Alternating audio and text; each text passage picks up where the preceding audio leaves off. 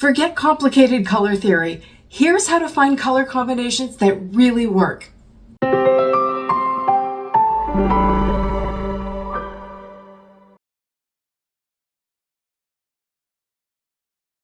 Color wheels and swatches are great, but my best color trick? Just be lazy and let someone else do the work. Instagram and Pinterest are packed with gorgeous color combinations just waiting to be borrowed. Right now, I'm really loving Arcane Fiberworks. Their hand-dyed yarns almost make me want to learn to knit. Here's my first color inspiration.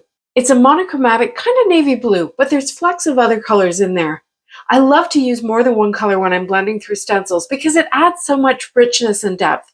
I mean, there's a place for a flat color, and I like that too, but that's not for today. I've got my water media mat on my rotating platform.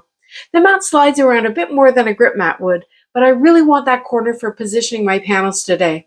I'm using 6-inch panels, and that's the same size as the stencils, so there's no ability for the stencil to grab onto the grip mat. But I have been enjoying getting these bigger panels from my stenciling sessions lately. This stencil is one of my favorites. I love rows and rows of circles, and I blended my blue inks through. I started with On the Lake, I moved on to Skylight, which has quite a bit of green in it, and then I finished with Glacier, which is darker. For this first panel, I didn't add any pixie spray. It's not always my first go-to for dealing with delicate stencils because it can be sticky and leave stickiness not only on the stencil, but on the panel as well. There have also been times over the years that it's not been easy to get it in Canada, and shipping aerosols over the border is definitely a no-no. Anyway, I held the stencil in place as well as I could with my hand, and I tried to keep a light hand with my blending to build up color rather than going in like a lumberjack, as my friend Amy would say, and as I would normally do. But I did still get a little bit of movement. I love this pattern just as it is, and I love the light and darker areas of the blue, and I had the thought of stamping little letters or stars or something in the white circles. But then I wondered what would happen if I turned the stencil and filled in all the holes. Again, I just held the stencil in place, and I moved my right hand around a lot, trying to blend close to where I knew I had a lot of weight on the stencil to limit any lifting. It was only when I was about halfway done that I started thinking I could leave some of the holes almost white, with just a very light amount of ink to increase my variation. See how pretty that is? I'm really happy with that. It lined up really easily, and the variation in color gives the look of quite a bit of dimension. I finished this card very simply with a stamped Simon Says Stamp sentiment and some homemade embellishments cut from Silver Frost cardstock. My next color combination is one I never would have come up with myself. I chose Hoodie, Clay Mask, and Gingerbread. And this time I do have pixie spray on the back of the stencil. I don't have a brayer that I trust to be clean enough to roll over it, so I just pressed it onto my cardstock with my fingers. You guys, that pixie spray made such a big difference. I had absolutely no lifting this time as I blended my colors through. This time I remembered even on the first layer to leave a few areas really lightly blended to keep the overall look quite bright. And then I turned the stencil again and I pressed it down to adhere the sticky side down and started on the second go around. Wow, I think these colors are amazing together. They're so earthy but really sophisticated feeling. To finish this one, I cut a panel to fully cover my card base. You know, I don't do that very often because I really do like a crisp white border. I added a new Concord and 9th Thanks die cut with a shadow, and I finished with some chrome dot embellishments.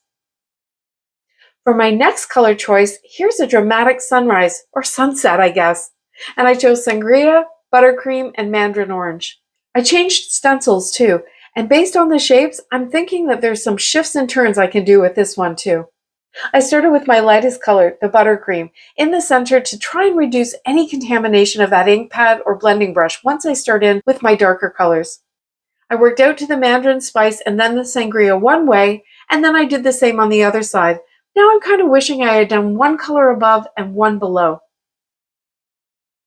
So after one layer, I've got this, which is pretty cool, but I wanted to see how difficult it would be to fill it in the rest of the way.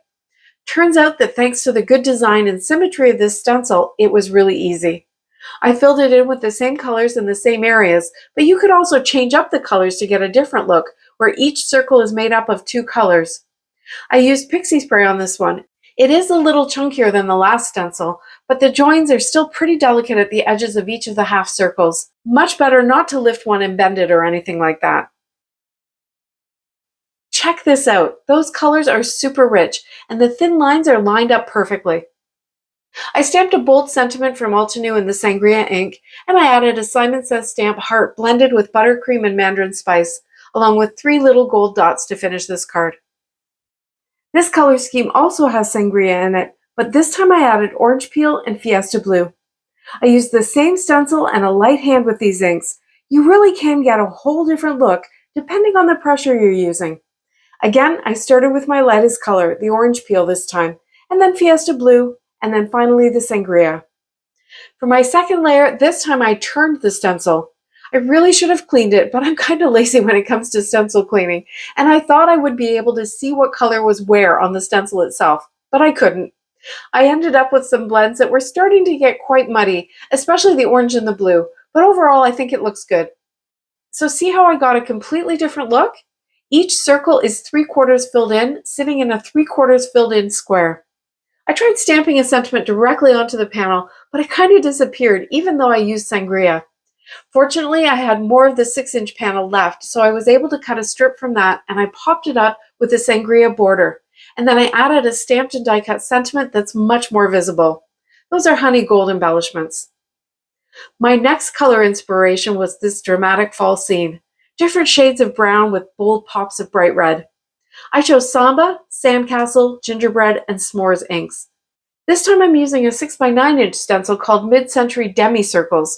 It's a similar design to the last one, but with much rougher, more hand-drawn looking edges. And of course, it's a completely different scale. I wasn't sure how well this was going to work on my little 4¼ inch square cards, but let's see, shall we? I filled in the whole pattern with the red and the 2 lighter browns, and then I finally went in with just touches of that very dark brown. It's almost black, and it would be easy to let it overpower the rest of the colors, I think. This is a good place to show you that if I was only going to do 1 layer of any of these stencils and leave the rest white, I would be more likely to use 1 color for my blending, so that the flat white matched the flat color. To me, this looks a little bit too mismatched at this point. I cleaned the stencil and I put it back in place so that it overlapped properly. I think I had to flip it over and use the same 4 circle shapes. As I say, this one is a little more hand-drawn and less symmetrical than the others. I filled it in, and I think that the red and gingerbread really add a lot of warmth to the sandcastle and s'mores. It's pretty intense though, isn't it? I wasn't sure if I liked it, and I thought maybe it needed to be on a cream background rather than white. So I grabbed my buttercream ink and I went over the whole panel with it. I know it looks super yellow right now, but it dries back to a beautiful rich cream. I decided to spritz it all over with some water to add some visual texture. This is still pretty intense though. I trimmed down the panel so I had some horizontal lines to help with my sentiment placement, and I used an LDRS Creative Happy die cut and a stamped ink blot shop birthday. I blended the buttercream onto my card base as well, and overall I think the warmth is really pretty. My final color inspiration is this Christmas tree. I chose rouge, eucalyptus, and goldenrod as my colors, and another stencil. I blended my inks in rows, moving from color to color. I think that the strands of yarn kind of inspired this idea, but I wanted a mix of the 3 colors all over my panel. See, that's really pretty. And then next comes my only fail of the day. I decided to shift the stencil and try overlapping the stars with the solid diamonds. I filled in each area with the same color of whatever was underneath. So if it was a red star, I did a light hand of red ink. And if it was a green diamond, I did a heavy hand of green ink so that the star would show up on top. In the end, I did not like this at all. I decided not to make a card with it today, but just keep it in the pouch with my stencil and consider it a lesson learned. So here's all 6 of the panels once the inks had settled and softened. They're pretty. And of course, I couldn't stand to not make a Christmas card. So I went back and I did another panel and I made a very simple card. I finished it with an old Avriel sentiment stamped in rouge and backed onto a rouge circle cut with a Stampin' Up! Circle die with a fun edge. I used some of my biggest gold dots to fill in the centers of each of the stars. And while we're talking about Christmas and colors, I wanted to remind you about last year's freebie that includes 24 different ideas for Christmas color combinations. I haven't had time to update it with combinations using some of Catherine's newest colors, but hopefully there's still something there to inspire you. You can grab it with the link below. And next time you're scrolling Instagram or Pinterest, don't just double tap, grab those colors and make them your own. You'll be amazed at what you can come up with. Thanks so much for watching. See you next time.